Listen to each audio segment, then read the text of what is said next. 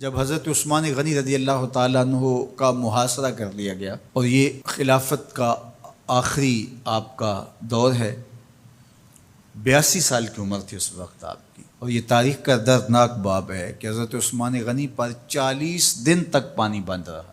وہ ایک منصوبہ تھا، 3 لوگ 3 مختلف شہروں سے چلے، مصر سے، کوفے سے اور بصرے سے، 1,000 آدمی لے کر کے، اور مدینہ المنورہ میں پہنچ کر کے حضرت علی المرتضیٰ سے ملے، ام المومنین سیدہ عائشہ سے ملے، کبار اصحاب سے ملے۔ تو جو انہوں نے کہا تو انہوں نے ان کو کہا کہ نہیں، ایسی کوئی بات نہیں، فہمائش کر کے واپس بھیج دیا۔ حضرت عثمان غنی رضی اللہ تعالیٰ عنہ پر اقربا پروری کا الزام عائد کیا تھا، تو انہوں نے کہا کہ کوئی ایسی بات نہیں ہے۔ پھر یہ تھا کہ آپ نے کم عمر گورنر، کم عمر لوگ مقرر کیے، تو حضرت عثمان نے کہا کہ حضرت اسامہ بھی تو کم عمر تھے، حضور نے ان کو اگر مقرر کیا ہے تو یہ تو مثال ہمارے سامنے موجود ہے۔ لیکن یہ ایک منصوبہ تھا، اس منصوبے کے تحت یہ 3 جگہوں سے لوگ آئے تھے۔ وہ 3 دن کی مسافت کے بعد پھر تینوں واپس آ گئے، تو یہ ایک سوالیہ نشان ہے کہ تینوں کیوں واپس آ گئے، کوئی ایک تو نہ آتا نا۔ تو یہ سب طے شدہ منصوبہ تھا، اور پھر انہوں نے مدینہ المنورہ کو گھیر لیا، اور جس طرح سے بلوائیوں نے حالات پیدا کر دیے۔ سیدنا علی المرتضیٰ رضی اللہ تعالیٰ عنہ تو شہر مدینہ سے باہر تشریف لے گئے تھے، اور اپنے بیٹوں امام حسن اور امام حسین رضی اللہ تعالیٰ عنہ کو حضرت عثمان غنی کے دروازے پر مقرر کیا تھا کہ ان کو ضرر نہ پہنچنے دینا۔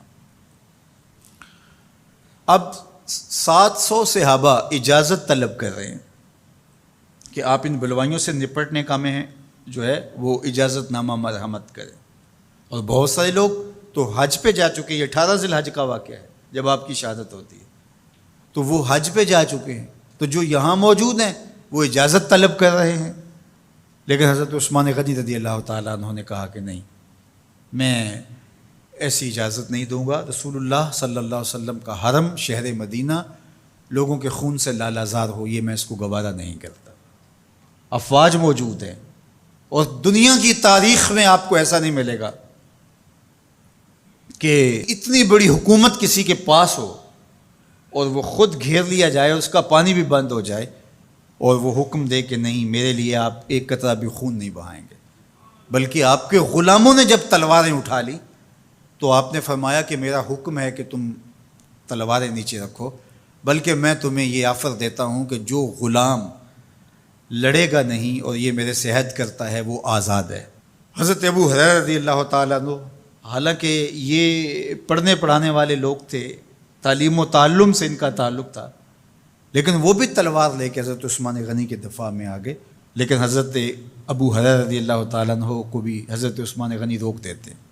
مالک بن اشتر کہنے لگا کہ ہم آپ کی دستبرداری کے خواہاں ہیں، آپ خلافت سے دستبرداری اختیار کر لیجئے۔ تو حضور علیہ الصلوۃ والسلام کے اس جانثار صحابی نے، حضرت عثمان غنی نے فرمایا یہ نہیں ہو سکتا۔ دستبردار کیوں نہیں ہوئے؟ لگتا تھا یہ سب سے زیادہ آسان تھا، لیکن حضور نے ارشاد فرمایا تھا، اے عثمان، تمہیں اللہ ایک قمیض پہنائے گا، لوگ اس کو اتارنا چاہیں گے، تم کبھی نہ اتارنا۔ تو اس سے مراد خلافت کی قمیض ہے، اور ان کی شہادت کی خبر بھی اللہ کے محبوب علیہ السلام نے دی تھی، اور اگر آپ دستبردار ہو جاتے تو یہ ایک کھلونا بن جاتا، بازیچہ بن جاتی خلافت۔ چند آدمیوں کے پریشر سے خلافت سے دستبرداری کرنا پڑتی۔ اچھا، ایک یہ سوال بھی پیدا ہوتا ہے، چند باغی تھے، ان کو کس طرح کچل دیا جاتا؟ لیکن حضرت عثمان غنی یہ نہیں چاہتے تھے۔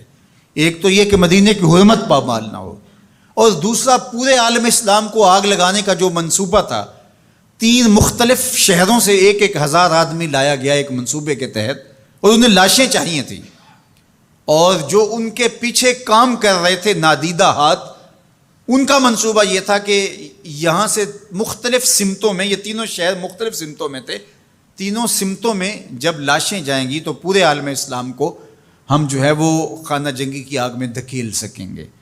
تو حضرت عثمان غنی ان سازشوں سے آگاہ تھے، تو سب سے اہون اور آسان یہ تھا کہ قربانی پیش کر دی جائے، اور پھر انہوں نے سن بھی رکھا تھا کہ 2 شہید ہیں، شہید تو انہوں نے بہرحال ہونا ہے، تو لہٰذا میں خلافت سے دستبردار بھی نہیں ہوں گا، اور شہر مدینہ کی حرمت بھی پامال نہیں ہونے دوں گا۔ اور تیسری بات یہ ہے کہ میں خود مظلوم شہید کر دیا جاؤں، تو وہ آپ نے یہ گوارا کر لیا۔ تو 18 ذوالحج تھا، جمعہ کا ہی دن تھا، اور حضرت عثمان غنی رضی اللہ تعالیٰ عنہ روزے سے تھے، عصر کا وقت تھا، قرآن مجید کی تلاوت کر رہے تھے۔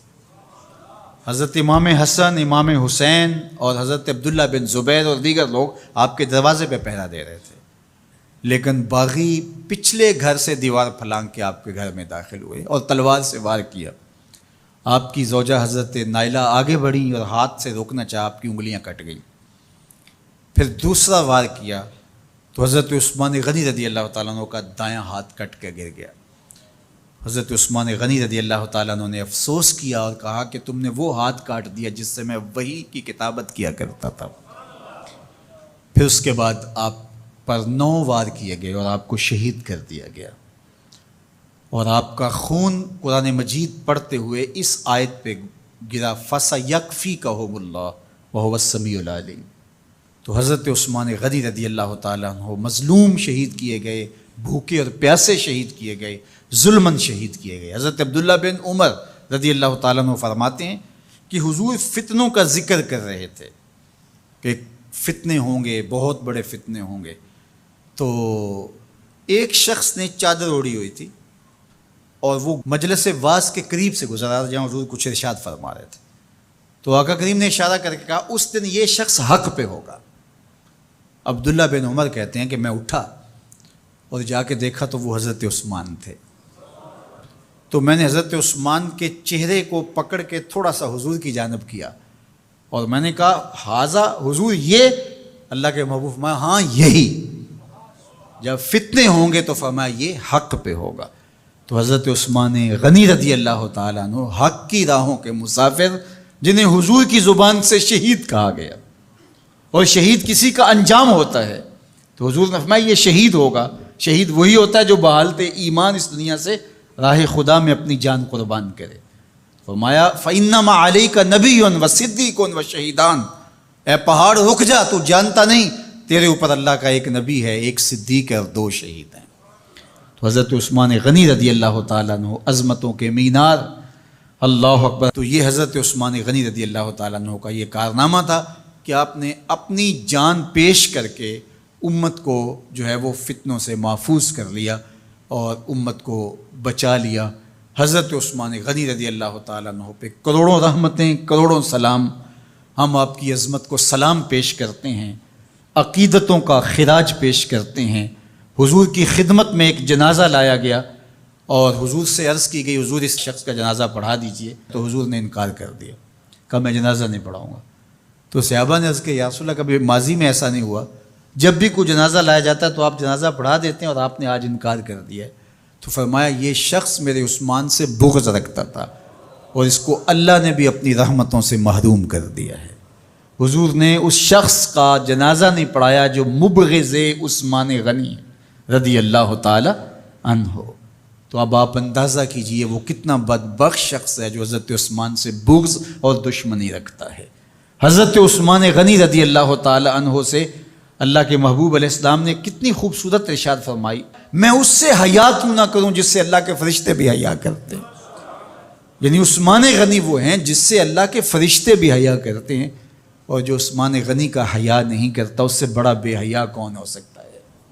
حاکم نے مستدرک کے اندر روایت ذکر کی ہے کہ بہت سارے صحابہ حضور کی بہت ساری خوبیوں کے مظہر تھے، اور سب سے زیادہ حضور کے خلق کے مشابہ حضرت عثمان غنی رضی اللہ تعالیٰ، اور خلق میں سب سے اونچا درجہ حیا کا ہوتا ہے۔ تو حضرت عثمان غنی رضی اللہ تعالیٰ عنہ حیا کے اس مقام پہ فائز المرام تھے جو انہی کا مقصوم تھا۔ اللہ ہمیں حضور کے اہل بیت، حضور کے اصحاب، بلکہ حضور کے در کی مٹی کی تعظیم بھی نصیب کرے۔ اقبال نے کہا تھا خاک طیبہ از دو عالم خوش ترست، آن خنک شہرے کے آنجا دل برست۔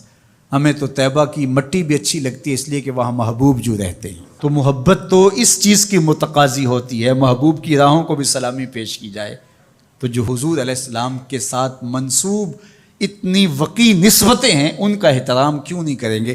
تو حضرت عثمان غنی تو داماد رسول ہیں، حضرت عثمان غنی تو ذو النورین ہیں، حضرت عثمان غنی تو حضور علیہ الصلوۃ والسلام کے محبوب اور حضور علیہ الصلوۃ والسلام کے پیارے ہیں، ان کو جنت کی بشارت دی گئی ہے، عشرہ مبشرہ میں سے ہیں، 4 جلیل القدر خلفاء میں ان کا نام شامل ہے، اور پھر حضور کی 2 صاحبزادیاں ان کے نکاح میں، آقا کریم نے ان کو شہید خود قرار دیا، اور میرے اور آپ کے آقا و مولا نے کہا آج کے بعد کوئی عمل عثمان کو نقصان نہیں دے گا۔